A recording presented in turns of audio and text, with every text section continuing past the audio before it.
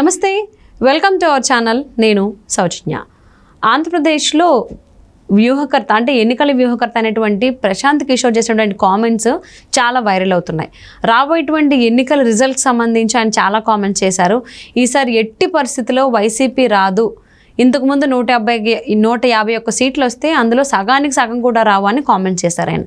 దానికి కౌంటర్గా జగన్మోహన్ రెడ్డి మళ్ళీ ప్రశాంత్ కిషోర్ అంటే అనుకోనటువంటి సీట్లు మేము సాధిస్తామని చెప్పి ఐపాక్ టీంలో ఆయన ప్రస్తావించడం జరిగింది. సో దానికి కౌంటర్గా కూడా ఇచ్చారు. ఒకరి మీద ఒకరు ఇలా కౌంటర్ వేసుకుంటూనే ఉన్నారు గెలుపుకి సంబంధించి. మరి ఎందుకు ఇలా మాట్లాడుకుంటున్నారు, ఒకరి మీద ఒకరు కౌంటర్లు ఎందుకు వేసుకుంటున్నారు? ఈ అంశానికి సంబంధించి మనతో మాట్లాడడానికి, వారి విశ్లేషణని మనతో పంచుకోవడానికి ఈరోజు మనతో పాటు ఉన్నారు సీనియర్ జర్నలిస్ట్ దుర్గా కుమార్ గారు ఉన్నారు. వారితో మాట్లాడదాం. నమస్తే అండి. నమస్కారం. మా సౌజన్య మన వీక్షకులు కూడా నమస్కారం. అంటే ఎన్నికల వ్యూహకర్త ఆంధ్రప్రదేశ్ ఎన్నికలకు సంబంధించి గత కొన్ని నెలలుగా జగన్మోహన్ రెడ్డి ప్రభుత్వం అధికారంలోకి రాదు, ఖచ్చితంగా ఓడిపోతుందని కామెంట్ చేశారు. సో కామెంట్ చేస్తున్నారు చాలాసార్లు. ఆ సందర్భానుసారం ఆయన ఇదే అంశాన్ని పైకి లేవనెత్తుతూ ఉన్నారు. కానీ ఓటింగ్ అయిపోయిన తర్వాత జగన్మోహన్ రెడ్డి ఐపాక్తో ఒక టీం అరేంజ్మెంట్ చేసుకుని అందులో కేవలం ప్రశాంత్ కిషోర్ని టార్గెట్ చేస్తూనే కామెంట్ చేశారు. ప్రశాంత్ కిషోర్ అనుకున్న దానికంటే ఇంక ఎక్కువ సాధిస్తాము, అనుకోనటువంటి విధంగా సీట్లు వస్తాయని కామెంట్ చేశారు. దానికి కౌంటర్ ఇచ్చారు మళ్ళీ. అసలు ఎందుకు ఇలా ఒకరి మీద ఒకరు కౌంటర్ చేసుకుంటున్నారు? ఏమైనా లీక్ అయ్యాయా రిపోర్ట్స్ అనేటువంటివి? ఏమంటారు మీరు?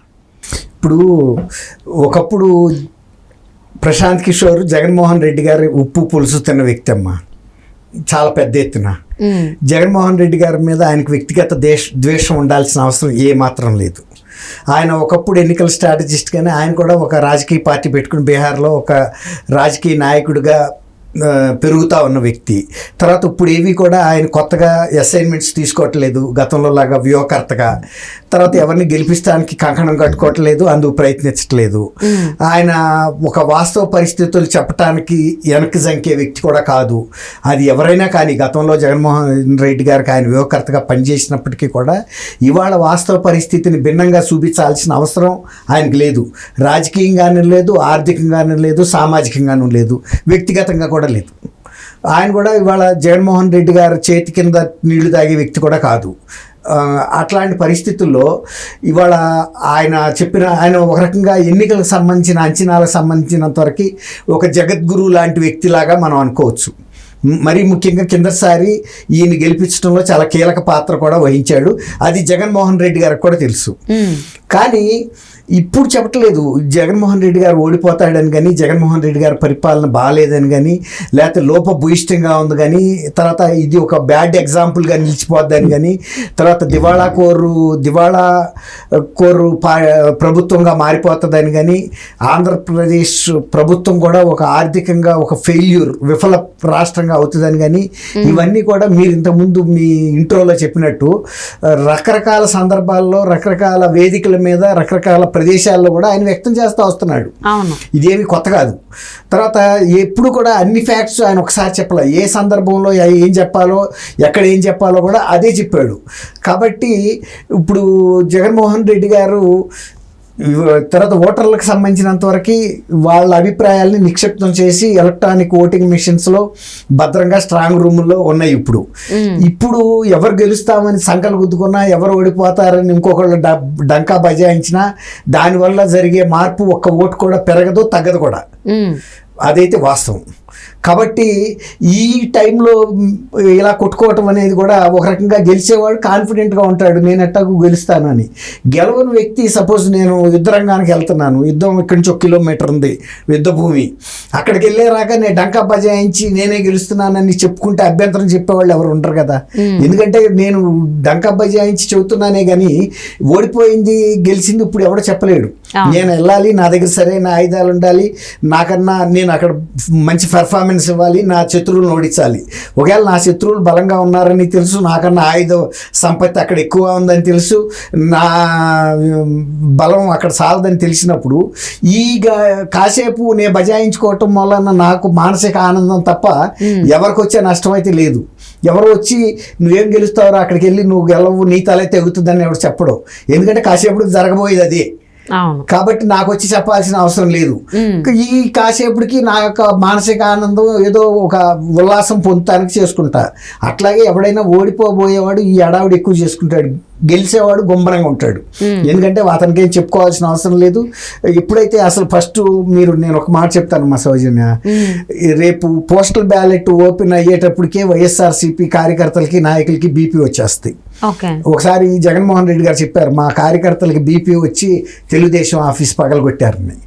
ఇప్పుడు కాబట్టి తెలుగుదేశం నాయకులు వ్యక్తిగతంగా భద్రతా చర్యలు తీసుకోవాలి, వాళ్ళ కార్యాలయాలకు కూడా భద్రత పెంచుకోవాలి. వాళ్ళ కార్యకర్తలతో పెంచుకుంటారా లేకపోతే సాయుధులను అడిగి పోలీసులతో పెట్టించుకుంటారో తెలీదు. ఎందుకంటే 90% ఆఫ్ ద పోస్టల్ బ్యాలెట్లు కూటమికి అనుకూలంగా పడతాయి. ఎందుకంటే వైఎస్ఆర్ జగన్మోహన్ రెడ్డి గారి ప్రభుత్వంతో వాళ్ళు విసికి వేసారిపోయారు. వాళ్ళ మీద ఈయన కక్ష సాధింపు చర్యలతో వాళ్ళు ఎట్టి పరిస్థితుల్లో జగన్మోహన్ రెడ్డిని ముఖ్యమంత్రిగా రాకూడదని కోరుకుంటున్నారు. అంటే వాళ్ళు కోరుకుంటేనే ముఖ్యమంత్రి అవ్వడం నేను అంటలేదు.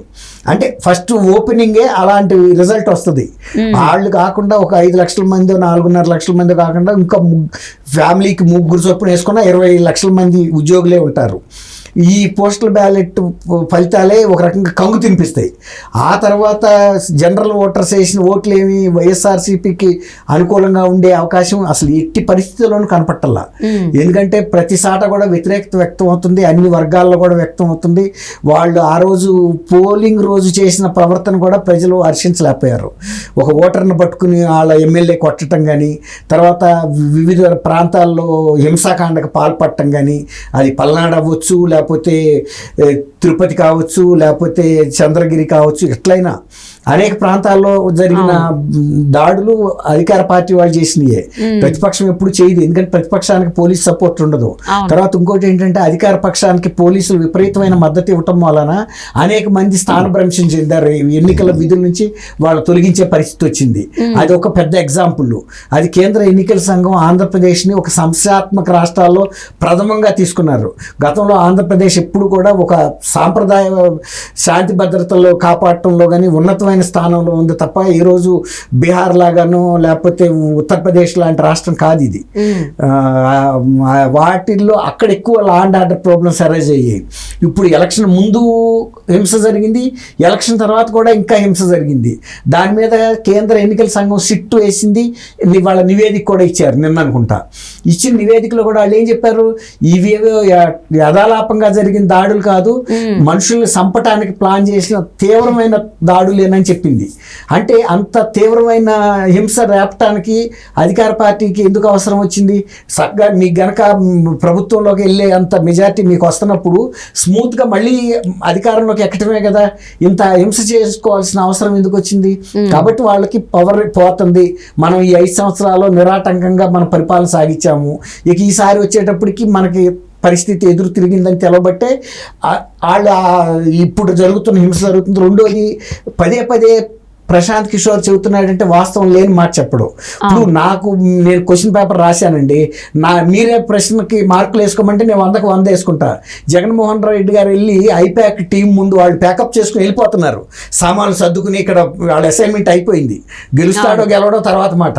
వాళ్ళైతే అక్కడ ఉండే పరిస్థితి లేదు, ఎందుకంటే సెటిల్మెంట్ చేసి పంపించేస్తా. వాళ్ళ ముందుకెళ్ళి నేను ప్రశాంత్ కిషోర్ కన్నా ఎక్కువ సీట్లు గెలుస్తానంటే వాళ్ళందరూ ఆయన చెప్పిన దానికంటే ఎక్కువ సీట్లు గెలుస్తానని జగన్ అంటున్నారు. మరి ఎన్నికల వ్యూహకర్త 2019లో ఏం చేశారో, జగన్మోహన్ రెడ్డి గెలవడానికి ఏం జరిగింది అందరం చూసాము. మరి ఆయనకి ఏం తెలిసిందో, ఆయనకి ఏం లీక్లు వచ్చాయో తెలియదు. సో ఆయనకు చాలా కర్రాగంటగా చెప్తున్నారు, ఎట్టి పరిస్థితుల్లో వైసీపీ అధికారంలోకి రాదు, ఘోరంగా ఓడిపోతుందని. సో ఇంకా 13 రోజులే ఉంది రిజల్ట్స్కి రావడానికి. సో చూద్దామండి ఏం జరుగుతుంది ఏంటి అనేది. Thank you so much Durga Kumar గారు. థ్యాంక్ యూ అమ్మా సౌజన్య. మన వీక్షకులు కూడా నమస్కారం.